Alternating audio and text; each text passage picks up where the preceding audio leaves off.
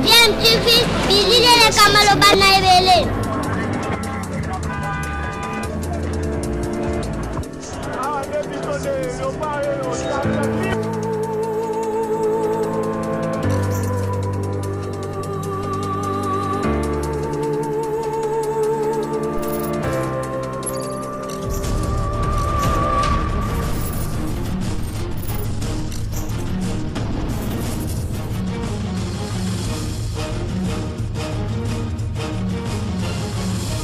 Bien, tu veux toujours un enfant.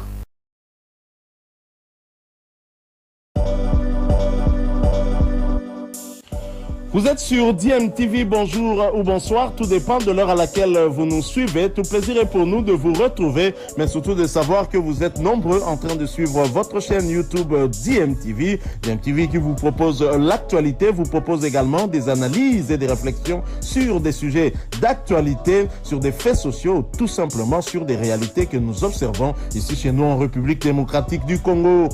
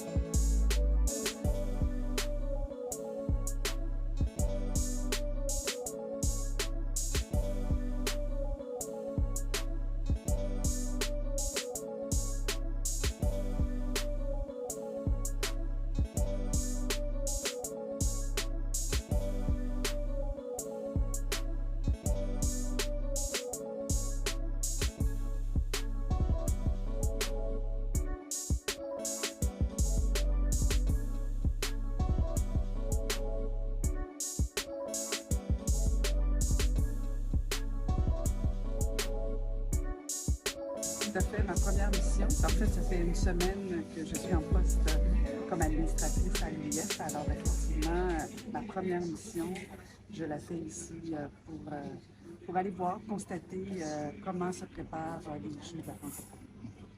Impressionnant et réalisé à un bon rythme. Ce sont là les premiers mots du directeur général adjoint de l'Agence congolaise des grands travaux après sa visite au site des travaux de construction du Centre culturel et artistique du Congo.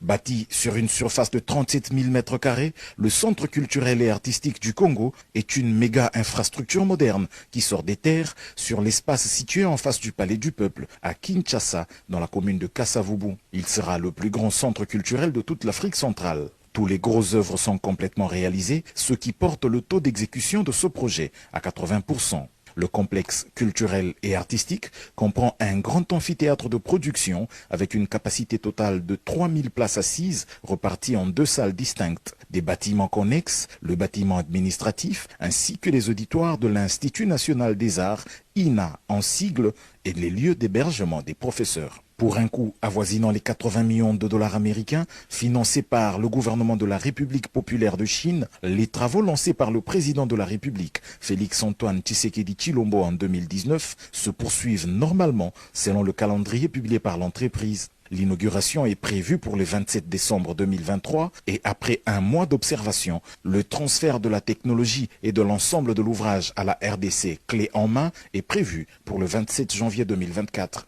Le plus haut lieu d'expression de la culture du pays, voilà ce que la Chine a décidé d'offrir à la RDC pour souligner le parfait état des relations entre les deux pays, a fait savoir au directeur général adjoint de la CGT, M. Chris Ndeng, directeur général de Beijing Urban Construction Group pour l'Afrique du Nord et l'Afrique de l'Ouest. C'était lors d'une présentation du projet qui a vécu dans la salle de réunion de l'entreprise. Aux côtés du directeur général de la CGT, Jean-Claude Midombouete, se trouvaient quelques collaborateurs, dont ceux s'occupant des projets financés et réalisés dans le cadre du programme sino-congolais. À noter que Beijing Urban Construction Group, qui a fait ses preuves de par le monde et qui se sent beaucoup plus intéressé par davantage de projets en RDC, pourrait bien être un atout pour la suite du programme sino-congolais dans sa prochaine configuration.